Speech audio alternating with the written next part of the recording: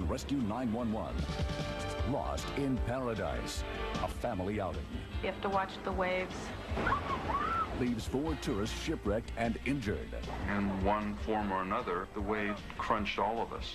And the question really was, would we all get off alive? Plus, a young woman realizes she's not alone. 911 is her only hope for help. Your heart skips a couple of beats and you know you have a hot call. On Rescue 911.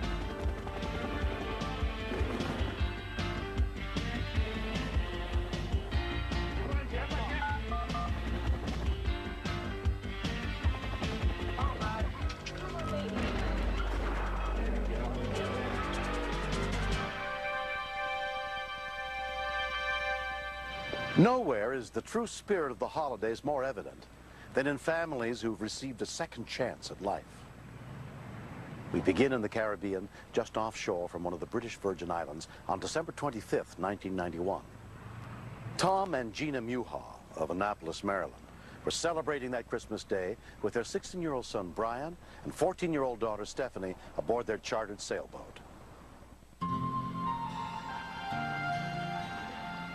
The problem with the North Shore of the Virgin Islands is that if there's a big storm out in the ocean, then there's nothing to break it up. And so it'll run for as much as 3,000 miles and build up a big swell. They're not like your normal wave. They're extremely powerful, and they are extremely deceptive. You don't really know you're in them until you're right up against shore. The day was gorgeous. And I think that this particular family got really caught unawares in seconds. Ready to weigh in? Sure. Before kids get up, let's just go. Tom had been sailing for more than a dozen years. We'd come down here for a week in order to sail amongst the little islands and anchor out at night. The winds are usually very favorable. The seas are pretty calm. Snorkeling is wonderful. What are we going to do today?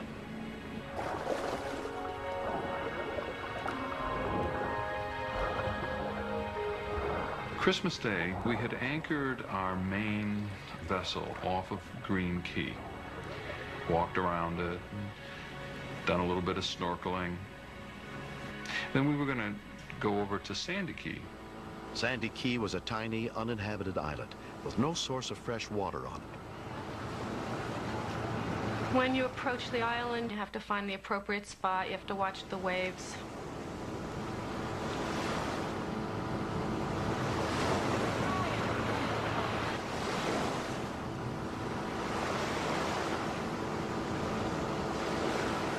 Yeah, it's be fun. How pretty the water is.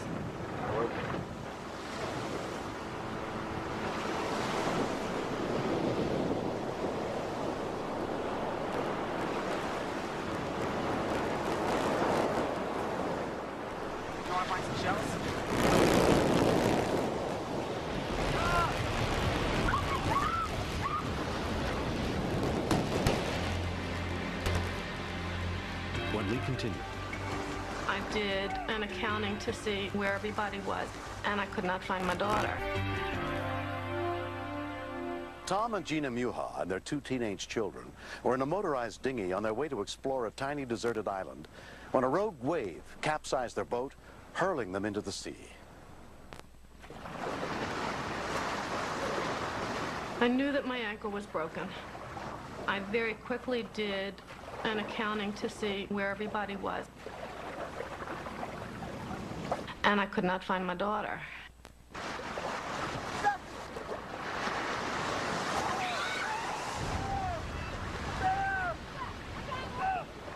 Our daughter was trapped underneath the boat, and it was very hard to get her out because my shoulder had been crushed.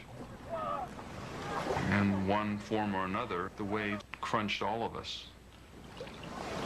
Brian, when I looked back at the beach, was absolutely covered with blood, all down his side and just oozing. I was trying to right the dinghy because there wasn't anybody else around.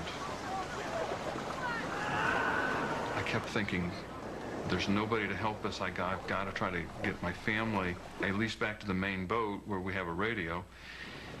But I didn't have the strength. Come, ladies, come My son had a very serious head wound. I'm just gonna hold it, okay? You could see his skull. And I was really scared. Put your hand right here. Okay. Jen, I'll get him. We realized we were stuck here, just the four of us. We would put our hands on one another's bodies to stop the flow of blood. Yeah, it'll be okay. I'm gonna get help. Baby. I felt tremendously helpless to know that my family was really hurt and that I could not do anything to get them to help.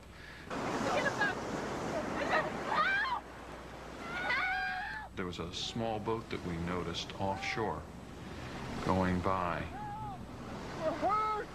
I started to wave and holler, but they just kept going. No! No, we need help! Our hearts just sank. Help! Okay. Okay. Somebody's gonna come in. No, you can't lay down. You gotta sit up. If you want to lean forward, you can put your knees up, okay? We absolutely refused to let him lay down. I knew that you just don't do that. You keep pressure on a wound and you stay alert. I called him my baby. He was 16 years old. I told him over and over again that I loved him. He thought I was saying goodbye. And the question really was, would we all get off alive? Because there was so much blood that I wasn't sure that we would get somebody to help us in time. I love you guys. Slow your breathing down, Bri. Slow everything down. You see sailboats off in the distance. You know they're not going to see you. Sandy Key is very, very tiny and is probably a speck to them.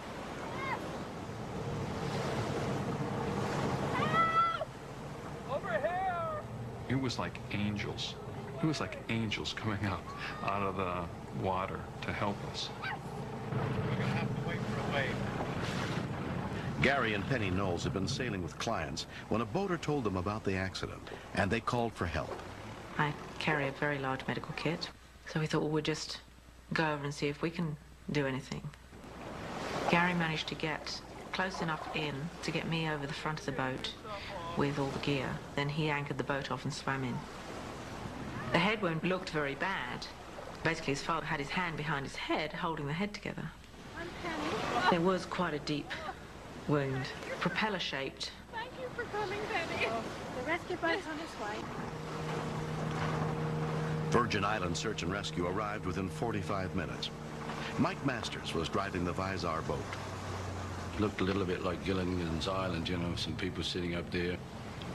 We immediately jumped into action and powered in reverse towards the shore, as far back as we dared into the surf line. Among the volunteers who responded that Christmas Day was Brian Gandy. There were some really awesome surf running at the time. We basically had to prepare them to go back out. It was going to be a pretty bumpy ride. These people are basically going head first straight into the waves, and if that stretcher tips over, we're in serious trouble. We had to build up the confidence level of the people because they were definitely scared. We would stand on the water's edge for about a minute, minute and a half, reading the waves, and once we were committed, we'd just go charging straight in. Our timing had to be perfect.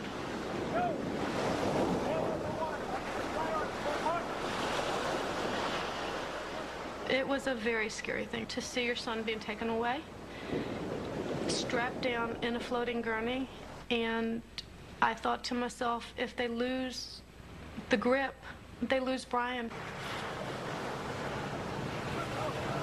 And then we all had to deal with that, you know, because then you know, well, I'm going to be next. Everybody together? Go! With the Visar people just plowing through it, you could see them getting tired. I mean, it took such effort to get out through that surf and to keep that person in good condition. They did such a good job.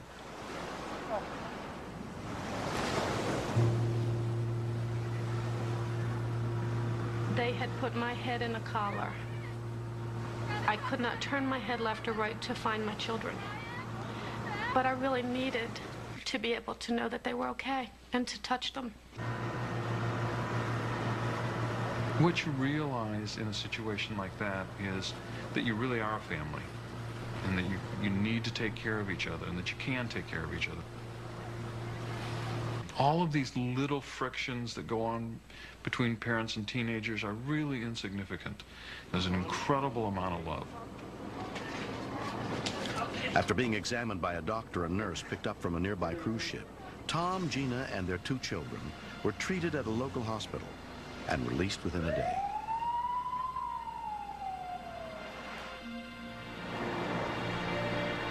It took 40 stitches to close Brian's head wound. I remember the ride to the hospital. Had a bumpy ride on the rocky roads down here. But I'd like to thank everybody that helped out in the whole process. Barney, he took me from the hospital to go get clothes and stuff for Brian and my mother at the hospital. And he drove me around all day on Christmas. We do this because we care about what happens to people. Obviously, their Christmas Day have been wrecked far more than mine had. I would never go out on a boat again without a handheld radio in a waterproof pouch. Have a healthy trip. There we go. If something happened, I have a way of being able to call Bvi or the Coast Guard or 911 or whoever it was. I think for me that was the #1 lesson.